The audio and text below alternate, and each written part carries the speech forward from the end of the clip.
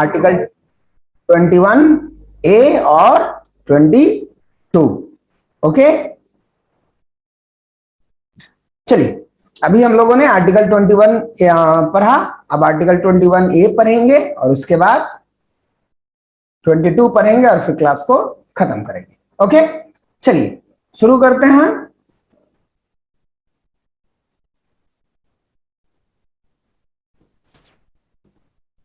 अभी article 21A right to education, आपको बताया कि मैं कंफ्यूज था उस टाइम की 86 और 88 मैंने दो बोला था, बट ये 86 अमेंडमेंट 2002 के द्वारा जोड़ा गया वाजपेयी सरकार के द्वारा सर्व शिक्षा अभियान के द्वारा, ठीक है ना।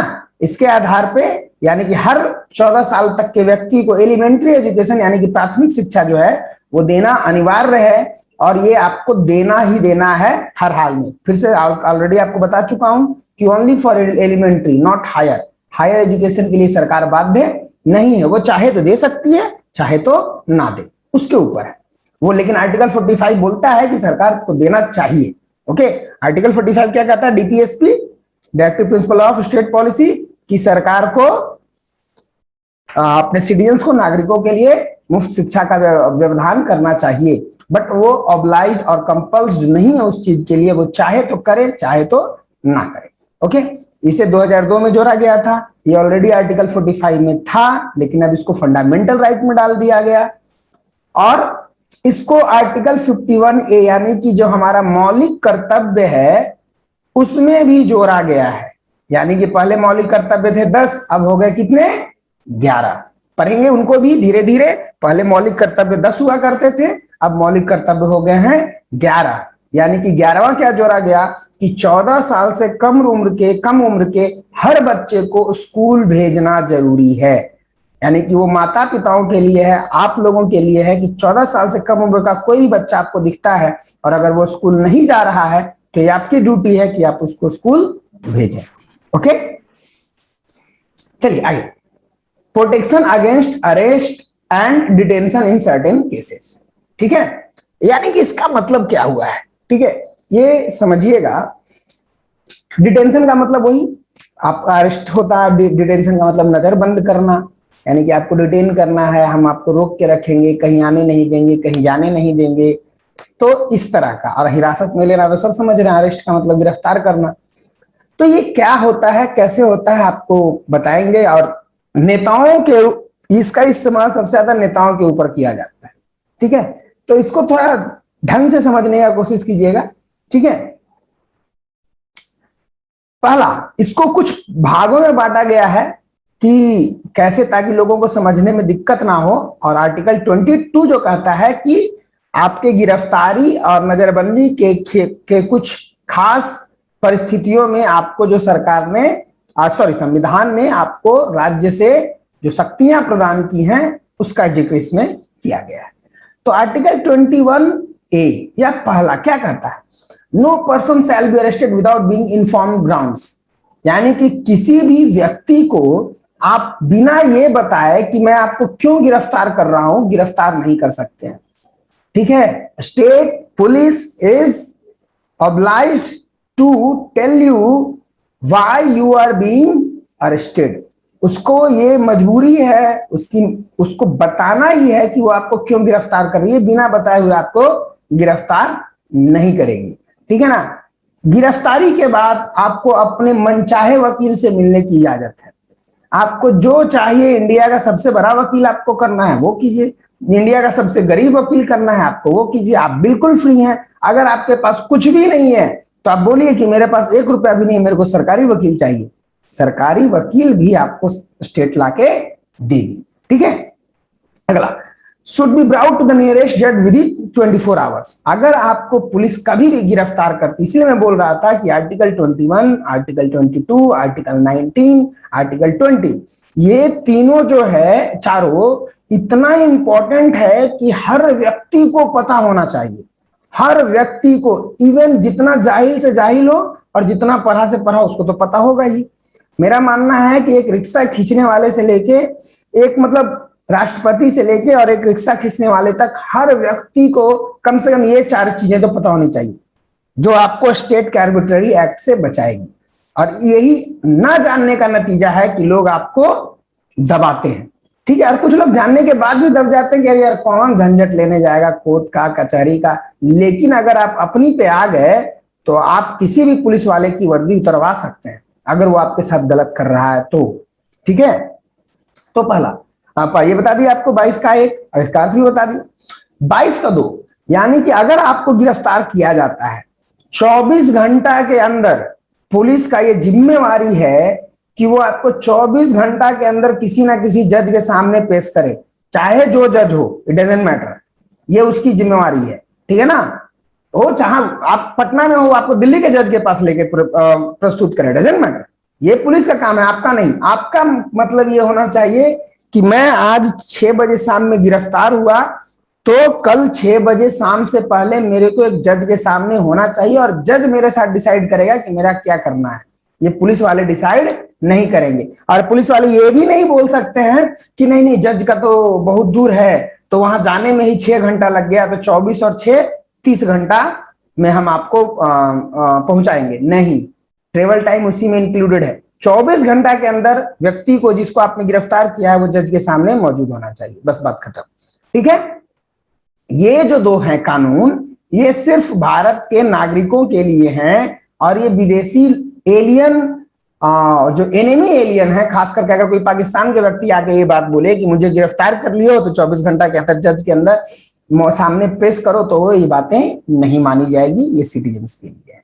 ओके, अब इसके ये 22 का तीसरा कानून है। ठीक है, 22 का पहला कानून क्या है कि उसको बिना बताए गिरफ्तार नहीं करेंगे, गिरफ्तारी के बाद उसको अपने मनपसंद लीगल एडवाइजर से मिलने का राइट है। दूसरा क्या है कि उसे जज के सामने 24 घंटे के भीतर पेश करना है। और तीसरा है कि ऊपर वाले जो 2 कानून हैं वो सिर्फ सिटीजन के लिए हैं, विदेशियों के लिए, मतलब दुश्मन विदेशियों के लिए नहीं है।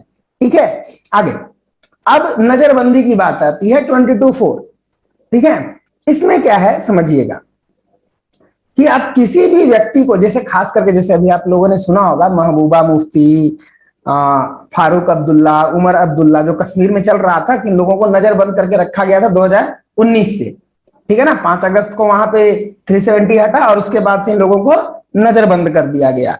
तो ये नजरबंद कैसे किया जाता है, तो इसी आर्टिकल के आधार पे कि आर्टिकल 22(4) ये बतलाता है कि आपको 3 महीना से ज्यादा नजरबंद नहीं किया जा सकता। सरकार चाहे तो 3 महीना के लिए तो आपको नजरबंद कर देगा, कि आपको ऐसा नहीं मारने पीटने का उसको राइट नहीं है, आपको बोल देगा कि सर आपसे की वजह से थोड़ा पब्लिक ऑर्डर को खतरा है और हम नहीं चाहते हैं कि माहौल बिगड़े, इसलिए हम आपको नजरबंद कर देते हैं।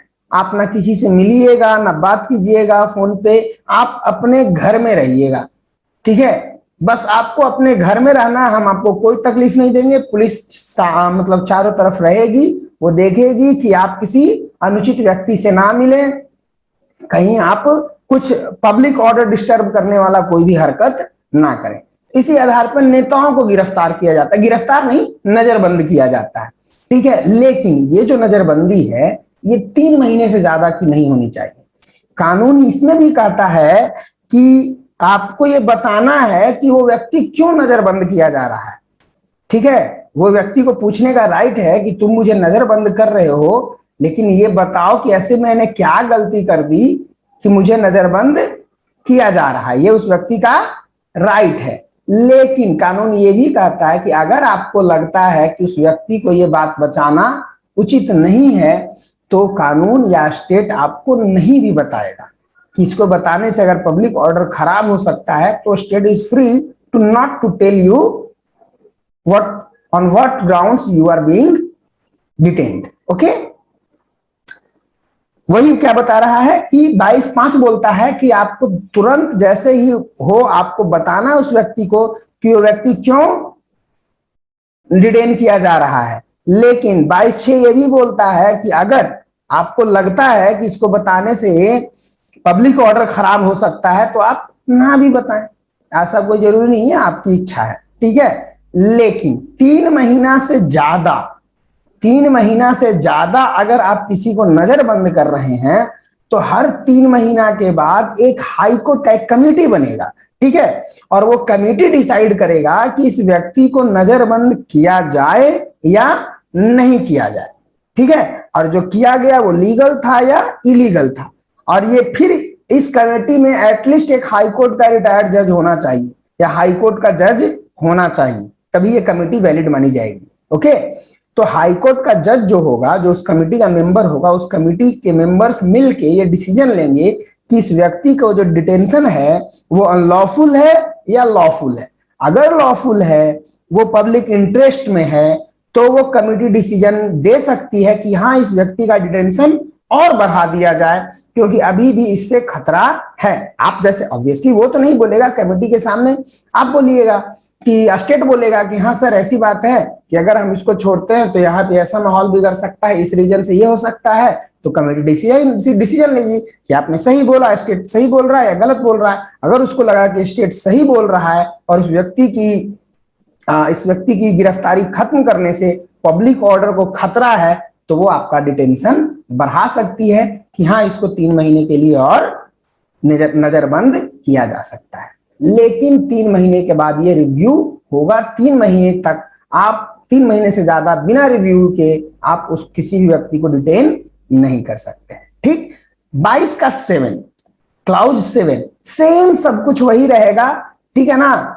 इसमें जैसे ये सब इंडिविजुअल के लिए था, ये क्लास एंड क्लासेस किसी खास वर्ग के लिए भी सरकार ये नियम ला सकता है, या किसी खास स्पेशल जगह के लिए कि यहाँ के लोगों के लिए नियम लागू कर दिया जाए, जो कि जम्मू कश्मीर में जनरली आप देखते हैं होता है वहां के लोगों के साथ।